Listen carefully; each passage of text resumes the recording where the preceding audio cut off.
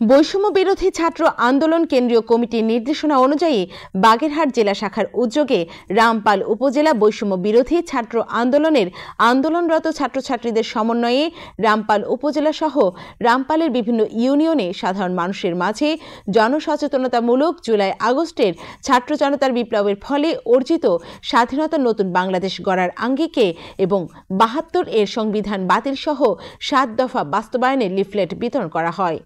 এই সময় বৈষম্য বিরোধী ছাত্র আন্দোলন ও জাতীয় নাগরিক কমিটির নেতৃবৃন্দ সাধারণ মানুষের মাঝে একটি বার্তা পৌঁছে দেন। তারা বলেন, জুলাই অভ্যুত্থানের একমাত্র প্রধান লক্ষ্য আওয়ামী ফ্যাসিবাদী সরকারকে উৎখাত করা ছিল না, বরং গত ৫৩ বছরের বৈষম্য শোষণ ও রাজনৈতিক ব্যবস্থা বিলোপ করার লক্ষ্যে এই অভ্যুত্থান সংগঠিত হয়েছে।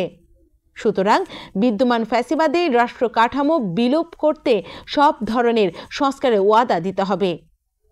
এই সময় উপস্থিত ছিলেন বৈষম্য বিরোধী ছাত্র আন্দোলন বাগেরহাট জেলা শাখার যুগ্ম আহ্বায়ক মোহাম্মদ রিয়াদ হোসেন, যুগ্ম আহ্বায়ক ফকির তারেক, যুগ্ম সদস্য সচিব আজাদ নকিব, সহকারী মুখপাত্র শর্মিলা আক্তার শোভা, সহকারী মুখপাত্র তামান্না খাতুন সহ সিরাজুল ইসলাম, মেহেদি হাসান টুটুল, ইরান ও প্রমুখ।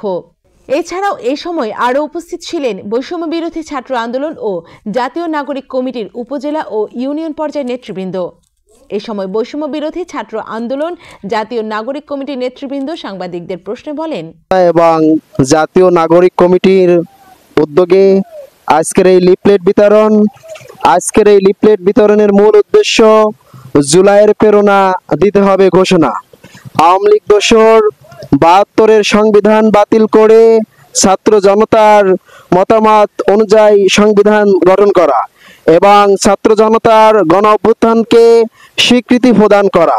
আমরা গ্রামগঞ্জে সকল মানুষের কাছে জনমত তৈরি করতে আমাদের এই ৭ দফা দাবিকে আমরা স্মৃতিচরণে জুলাই অভ্যুত্থানের স্মৃতি হিসেবে রাষ্ট্রীয়ভাবে আমাদের শহীদদেরকে রাষ্ট্রীয় স্বীকৃতি দিতে হবে এবং আহতদের রাষ্ট্রীয়ভাবে সুচিকিৎসার জন্য উন্নত মানের চিকিৎসার আহ্বান জানাচ্ছি।